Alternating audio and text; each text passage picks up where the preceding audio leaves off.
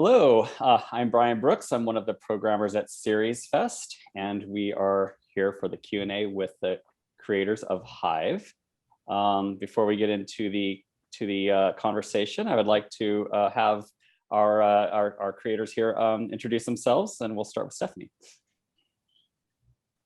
Hi everyone, my name is Stephanie Jetter. I am the co-creator of Hive and the co-director of the pilot episode.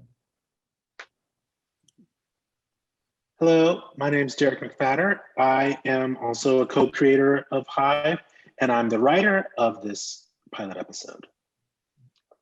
Hello everyone, I'm Tim Uppen. I am also a co-creator of Hive and a co-director of the pilot episode. All right, well, congratulations, guys. I'm so happy that we were able to have Hive at SeriesFest. Wish we were always wish we were in person, but it's so good to gather you all here on this wonderful Zoom.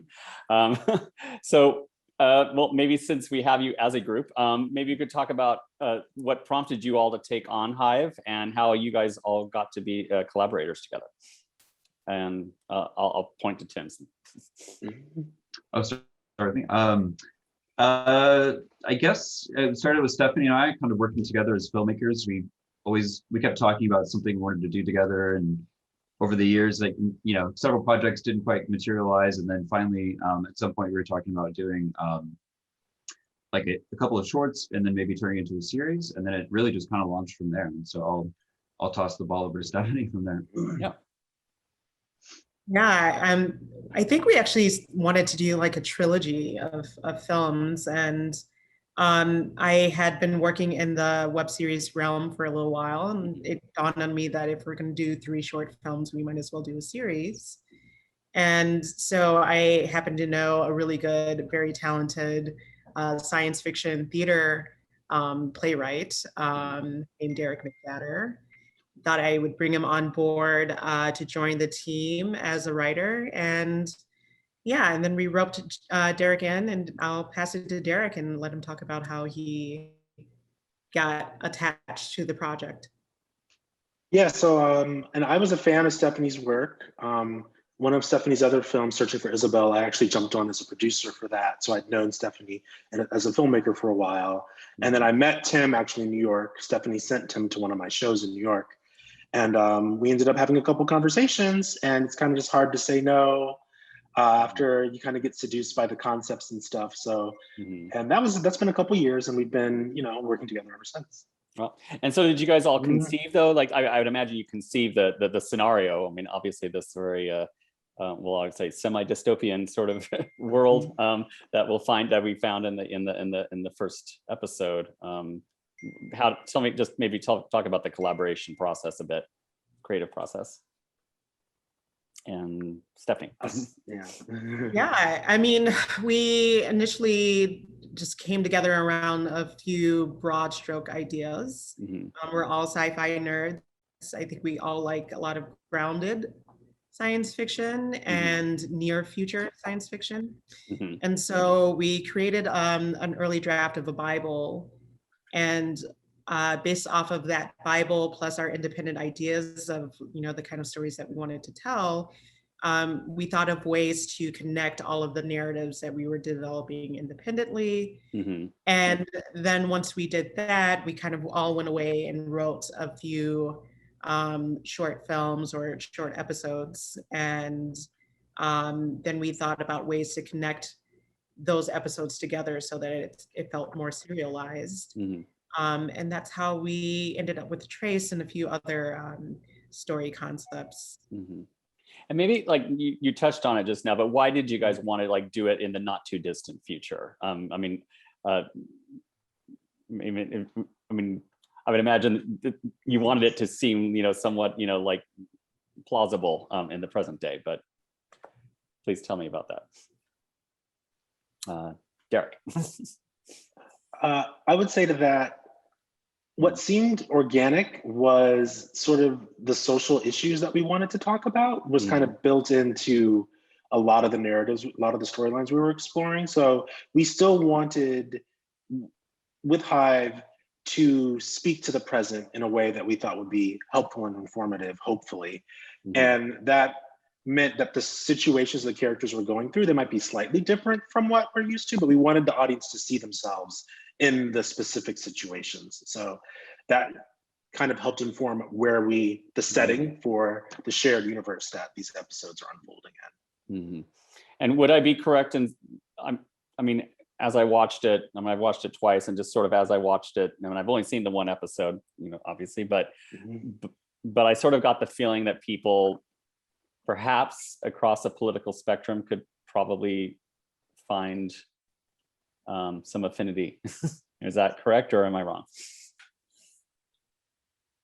Anybody? I think it's mostly correct. Yeah. Okay. Mm-hmm. As the series unfolds, we certainly stay mostly apolitical, but not all altogether. There are a lot of touchy subjects that we bring up throughout the series. So that won't appeal to everyone. We have definitely a commitment to intersectionality in our stories, so that should have a universal appeal, but you know, we will be presenting characters who are from very varied backgrounds, and so that's definitely part of what we want to do on screen and behind screen as well. But I think we are staying mostly apolitical. Though I don't know. I mean, we do some deep dives as we Right. so it's hard to say who's going to be impacted by what, but that's kind of the beauty of it, you know. Right. Yeah. So we're not taking sides. Like if it becomes politicized, you know, we can't control that. But like, we're talking about things that are relevant, and we're not shying away from people's experiences as they've been lived in it. So, but yeah, we're not trying to tell people. We're not trying to. All of the stories are complicated, and you know, so we're not trying to tell people what to think. Right. But we are trying to present sort of this is how this is being experienced by these people. Right. Yeah. So in the episode that we just saw, or the audience, SeriesFest has seen, you have artists. How did you find the cast members for this? Talk about that a little bit. I don't know who wants to take that one. Stephanie. I'll be the voice from on high, and I'll pick somebody. Maybe Tim can give us the initial. Yes, Tim. Sure. Yeah. Sure. Yeah. Well, we just had a casting call out through an agency in Chicago, and just went through. And I think we had reached out to a few, just connections or people that we knew as well, and just kind of put the word out, and went through. I mean, I think it was tricky in that in that sense, you want to find good actors, but you also want to have people who feel like they're artists. So it's like, we considered having actual artists and things like that. But ultimately, we went the sort of casting route, and then just went through the whole process and kind of narrowed it down, and kind of found that little family, I guess you could say. So. And I'd love to hear just some about the shooting process. Like, when did you guys do it? How long did it take? And what were some of the interesting aspects? And then I, of course, want to hear a little bit about, obviously, the post-production and VFX as well. But maybe let's talk about the shoot itself first. Anyone wants to dive in? Yeah. We were fortunate enough to shoot a 3-day. It was a 3-day shoot, early January. And so it was here in Chicago. I think our load-in day, there was a small snowstorm. So that's the hazard of filming in winter in Chicago. But luckily we were all interior locations, and we got it done pretty quickly. A couple of months later, the world shut down, but we had the entire episode in the can, so to speak. Before COVID, okay. Yeah, before COVID. So yeah, it was a really great shoot. We had 2 locations, so one small company move, and I wouldn't say there were any major hiccups other than that small snowstorm that almost derailed our move-in day. But And when you say you had it in a can, like had you done like the effects and all that part, or how? No, No. just Okay, principal, okay. just principal photography. Okay, was so done. then that must have been like the next challenge then, besides the snowstorm. it was, yeah. We didn't get around to it until after March, I think. A few of us were traveling. March of 2020. 2020, yeah. March of Yeah. 2020. Yeah. Yeah. So of course we wanted to give people a little bit of, space to cope and adjust to the new world that we were living in. But it was a very Hive world Yeah. that we found ourselves at that point in time. And we started fresh. I think we came in around that time with an editor in mind. And then we filled out the rest of our team with VFX, our composer, our sound designer, and our colorist came in a bit later. Yeah. Okay, awesome. And I think it was you that alluded to it earlier, Stephanie, that, I mean, this was always conceived, because you said that you guys had, previous film projects, but this was always conceived as a series, and maybe talk about that and why that sort of fits with this particular scenario of this series.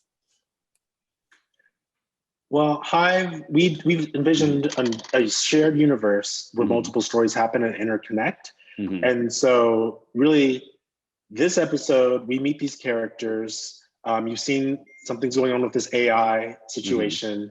Sort of the questions that this episode opens up, the additional episodes which like further explicate would be the idea.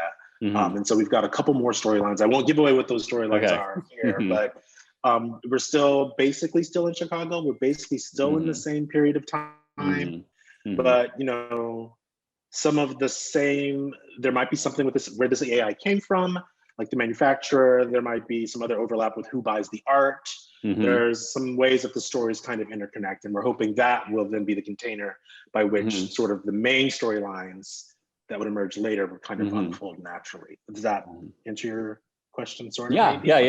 I was gonna actually ask you if you could tease what happens coming up, but you sort of did without giving away the whole thing. So yeah, I mean, I think that because we're all sci-fi geeks, we're all sci-fi geeks. So like the fun part is the brainstorming, like what happened here and what happened there, and that's the dreaming of where the narratives can go, is where I think we all get really, really excited. And then we get hit with reality in terms of like an indie production of, well, what can we actually do?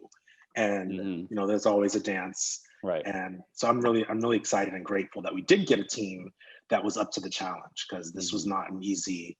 I mean, Stephanie made it seem easy in many ways, and so did Tim, but it was not easy by any stretch of the imagination, I think. So I can only imagine, but congratulations, because what a terrific job. Maybe it's kind of as a closeout, but I mean, you were saying, of course, that it's indie, but did you guys have like some films or other shows that you guys sort of maybe drew a little bit inspiration from? And obviously it stands on its own by all means, but I'm just kind of curious what maybe what you guys might have been like, whoa, Oh, for sure. I mean, Derek and I are both Fringe fans. Tim hasn't gotten around to seeing Fringe, but it's a huge inspiration, both in its way that it, like weaves together, these little Easter eggs throughout the narrative, and it's pretty near future as well. So I think that's a huge one. Westworld, I think, is one that Tim and I also like a lot. So a lot of grounded. I know, like, Derek is a huge fan of Battlestar Galactica, yes. Yeah. But that's not what we're talking about. I did watch one episode finally of that. But you both had a lot of filmmakers specifically too that you were when you were developing your film language, when you were co-creating that together in terms of the visual language of this experience. I thought you both had some pretty good filmmakers you were drawing from. Yeah, I mean, maybe I know Stephanie and I are like the Decalogue, which is kind of I don't know, I'm not sure many people would get that immediate sort of connection between the two, but I would imagine that, at least for me, I think that I sort of had some influence, like the fact that it is like an anthology and there's kind of these very cinematic sort of approaches to it. But I know Stephanie's also a fan of Kieslowski, so that's the filmmaker reference. But